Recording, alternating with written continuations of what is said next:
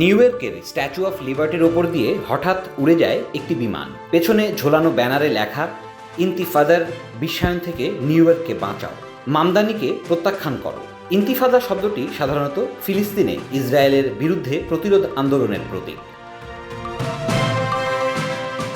মামদানির বিরুদ্ধে এমন নেতিবাচক প্রচারণার আড়ালে স্পষ্ট হয়ে উঠছে আন্তর্জাতিক রাজনীতির এক গভীর ছায়াযুদ্ধ, যার কেন্দ্রে রয়েছে দিল্লি। সরাসরি নেতৃত্ব দিচ্ছে বিজেপির হিন্দুত্ববাদী সাইবার টিম, আর মাঠের সহযোগী যুক্তরাষ্ট্রে বসবাসরত কিছু প্রবাসী কট্টর হিন্দু গোষ্ঠী। তাদের অভিযোগ, মামদানি হিন্দু বিদ্বেষী, ভারত বিরোধী। শুধু ভাষাগত হামলাই নয়, চলছে ডিজিটাল অপপ্রচার, নির্বাচনী প্রতিপক্ষের পক্ষে অর্থ সংগ্রহ, এমনকি নির্বাচনী তহবিলের লবিং পর্যন্ত।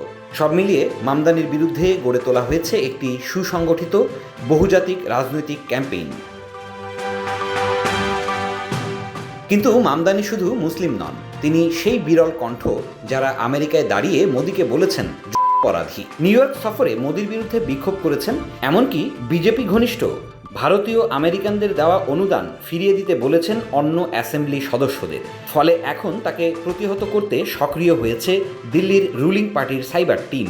বিজেপির জাতীয় মুখপাত্র সঞ্জু বর্মা টুইট করেছেন, মামদানি একজন উন্মাদ, মিথ্যাবাদী ও চরমপন্থী।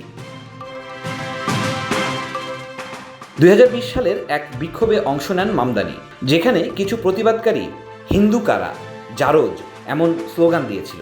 মামদানি সে বক্তব্যে অংশ না নিলেও এর নিন্দাও প্রকাশ্যে করেননি। তার এই নীরবতাকেই এখন অস্ত্র বানাচ্ছে মোদিপন্থীরা। সোশ্যাল মিডিয়ায় চলছে ছকে বাঁধা প্রচার যুদ্ধ। নিউ ইয়র্ক টাইমসের হিসাব অনুযায়ী জুন মাসে ভারতের ডানপন্থী অ্যাকাউন্টগুলো থেকে মামদানিকে নিয়ে ছড়ানো হয়েছে 600-এর বেশি সমালোচনামূলক পোস্ট। এর সঙ্গে যুক্ত হয়েছে প্রবাসী হিন্দু ফান্ডিং গ্রুপ, যারা মামদানির প্রতিদ্বন্দ্বীদের হয়ে কাজ করছে জোরালোভাবে। নিউ ইয়র্কের প্রথম মুসলিম মেয়র হওয়ার দৌড়ে এখন শুধু প্রতিপক্ষ নয়, বিদেশি রাজনৈতিক শক্তিও মামদানিকে ঠেকাতে তৎপর। দিল্লি থেকে কুইন্স পর্যন্ত ছড়িয়ে পড়া এই নির্বাচনী যুদ্ধ এখন শুধুই একটি সিটি নির্বাচনের লড়াই নয়, বরং হয়ে উঠেছে বিশ্ব রাজনীতির এক নতুন মঞ্চ। News desk, Dhaka express.